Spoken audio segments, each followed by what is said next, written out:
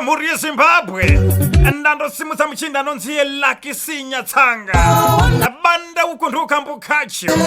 kukasimusa zvangu mufunge ndichikuyeuchidza kuti musi wa 8 July rinenge riri kuparurwa damba refu racho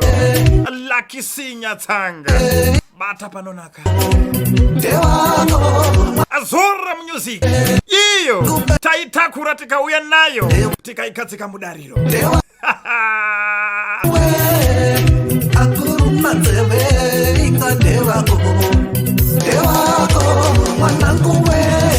inzwise ndiri kukupai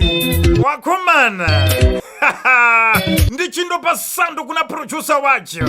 Dr. Kaso chibaba chacho chinobika zvinodyiwa nemunhu wese oriyo ndokudya kwakapfeka wakomana kana ndiri kutaura kuti Dr. Kaso ndiri kutaura simbi dzinorema pakubika music wedwe bata wakadaro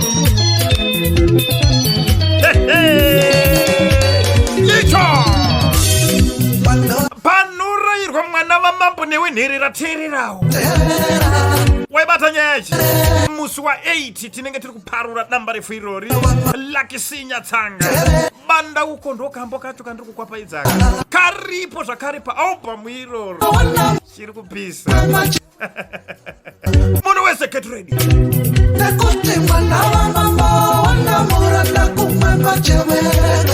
Azora music uri kuinzwa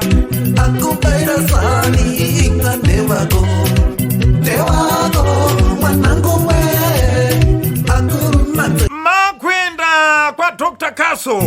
inange mutangi kunobikwa zvinhu zvinogara zvakadaro inzwa ipoto iri kuibva iyi woshora woti kana